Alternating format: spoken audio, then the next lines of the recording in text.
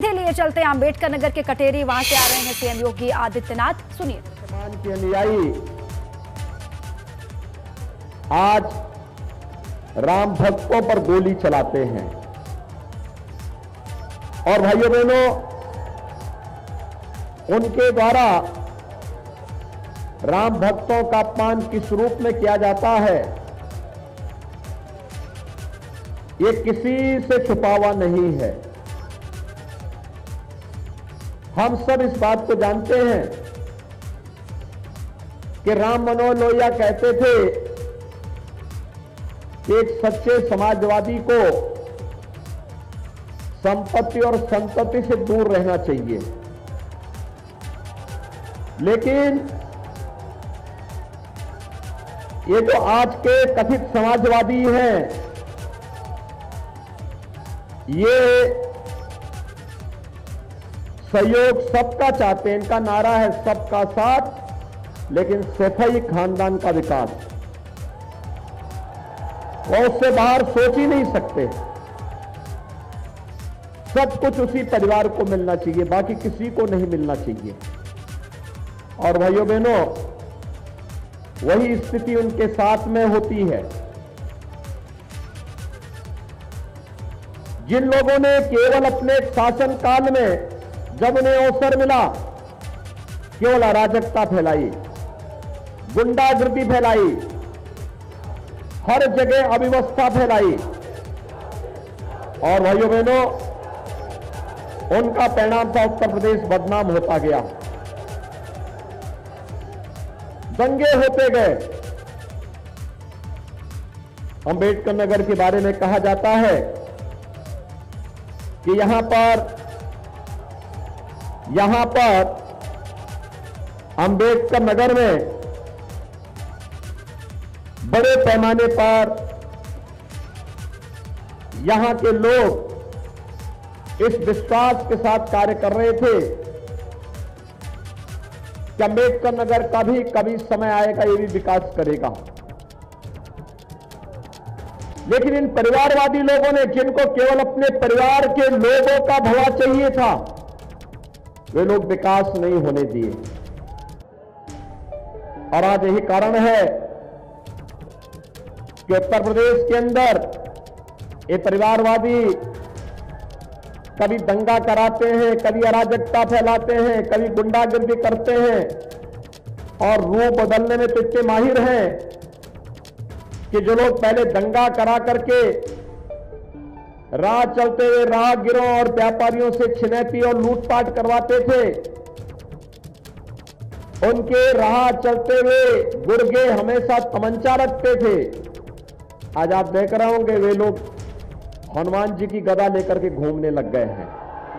भाइयों बहनों, आप देखना 2024 में जब लोकसभा चुनाव में हम लोग आएंगे ना, उससे पहले इनमें से ज्यादातर परिवारवादी ऐसे होंगे जो अयोध्या में राम भक्तों के साथ कार सेवा करते हुए दिखाई देंगे। भारतीय जनता पार्टी की वैचारिक विजय का प्रतीक है। भाइयों बहनों, भारतीय जनता पार्टी की सरकार सबका साथ और सबके विकास के भाव के साथ कार्य कर रही है। मैं पूछना चाहता हूं अंबेडकर वासियों से, आप मुझे बताइए 2017 के पहले बिजली मिलती थी? आज तो मिलती होगी ना। कोई भेदभाव तो नहीं होता है।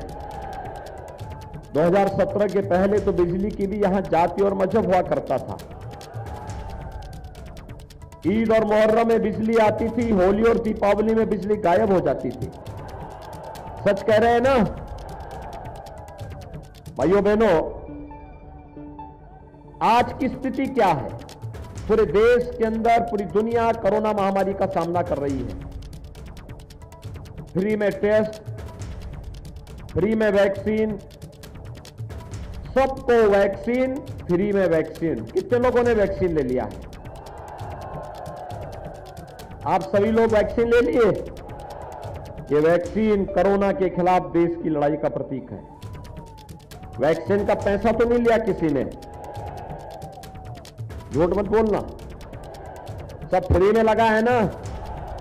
अब याद करिए, अगर सपा बसपा की सरकार होती तो भाइयों बहनों सब वैक्सीन ब्लैक हो जाती।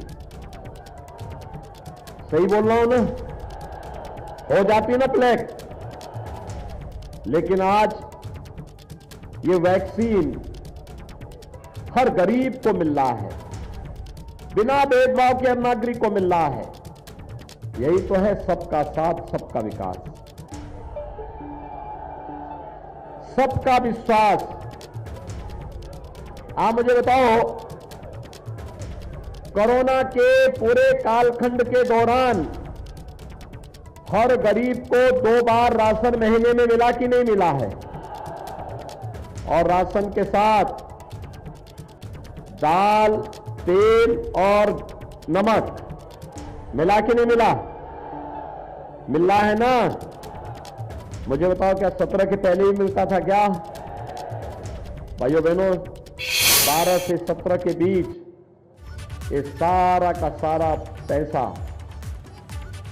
ये सारा का सारा जितना भी पैसा था, ये समाजवादी पार्टी के गुर्गे खा जाते थे। और भाइयों बहनों, उससे पहले गरीबों का ये राशन बहन जी का हाथी खा जाता था। हाथी तो इस समय फिसल रहा है ना, कभी इधर जाता है कभी उधर जा रहा है। जब पिछली बार हाथी से लड़े होंगे, इस बार वो दूसरी पार्टी से लड़ रहे होंगे। अब उनसे पूछना चाहिए, जब हाथी उनका वजन नहीं संभाल पाई है तो साइकिल तो वैसे पंचर हो जाएगा। होगा कि नहीं होगा? होगा ना। और जो ये राशन खाने वाले हैं गरीबों का, भाइयों बहनों, इन्हीं के लिए हमने बुलडोजर बनाया है। समझ गए ना बुलडोजर की ताकत को?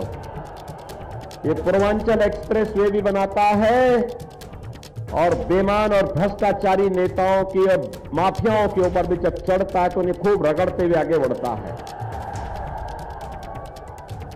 और इसीलिए सपा बसपा गरीबों का अन्न खा जाती थी, दवा का पैसा खा जाती थी। और इसीलिए कटहरी में जो अन्याय होता था, इस अन्याय को दूर करने के लिए भारतीय जनता पार्टी ने अपने सहयोगी दल निषाद राज पार्टी को ये सीट दी है, जिससे अवधेश द्विवेदी भोजन भरी थाली लेकर के आपके पास आ सके। भाइयों बहनों, ये विकास का प्रतीक है और अभी तो ये शुरुआत है। भाइयों बहनों, ये शुरुआत है। याद करना, 10 मार्च के बाद उज्ज्वला योजना के हर लाभार्थी के घर में हर दीपावली और होली को एक सिलेंडर फ्री में पहुंचेगा। 60 साल से ऊपर की हर माता बहन को उत्तर प्रदेश परिवहन निगम की बस में फ्री में यात्रा की सुविधा उपलब्ध करवाएंगे। और यही नहीं, हर बेटी को मुख्यमंत्री कन्या सुमंगला योजना में इस समय 15,000 रुपया दे रहे हैं। अब इसके बाद इस राशि को बढ़ा के 25,000 करेंगे। बेटी की शादी में कन्यादान के लिए सरकार 51,000 दे रही थी। अब भाइयों बहनों, इसको अब 1 लाख करेंगे, 1 लाख। वृद्धजनों को, विधवा महिलाओं को और दिव्यांग जनों को 12,000 रुपये पेंशन दे रहे हैं इस समय साल का। और इसको हमारा प्रस्ताव है कि इसको 18,000 रुपया किया जा सके। युवाओं को स्मार्टफोन दे रहे हैं। सपा ने शिकायत की है, उन्होंने शिकायत इसलिए कर दी है, यही अंबेडकर नगर में ही वितरित हो रहा था। इन्होंने शिकायत कर दी कि युवाओं को नहीं मिलना चाहिए।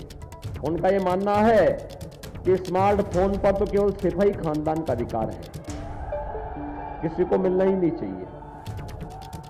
लेकिन भाइयों बहनों, मैं आया हूं आपके पास कहने के लिए, अभी 1 करोड़ युवाओं को दे रहे हैं।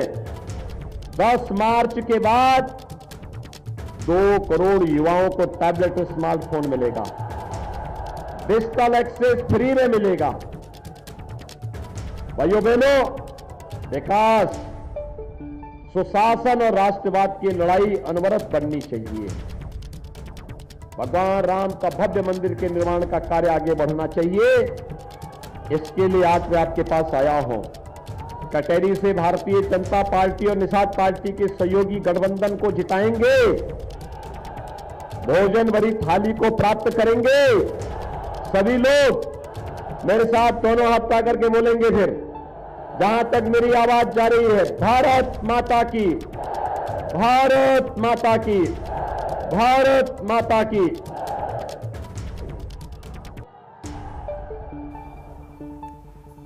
तो सीएम योगी आदित्यनाथ को आप सुन रहे थे। अंबेडकर नगर के कटेरी में वो उनकी मौजूदगी, वहीं पर जनसभा को संबोधित कर रहे थे। तमाम विपक्षी दलों पर हमलावर दिखाई दिए अपने पुराने अंदाज में सीएम योगी आदित्यनाथ।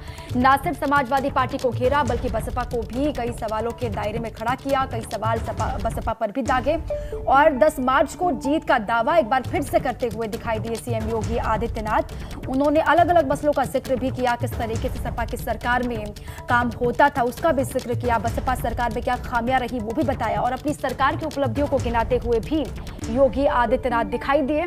और 10 मार्च को कहा कि आप भरपूर प्यार देंगे, आशीर्वाद देंगे तो 10 मार्च को नतीजे बीजेपी के फेवर में ही आएंगे और अंबेडकर नगर जब आएंगे दोबारा तो जीत के साथ आएंगे। और अलग अलग बातों का जिक्र किस तरीके से किया है वो हाईलाइट्स भी आपको लगातार हम बता रहे हैं।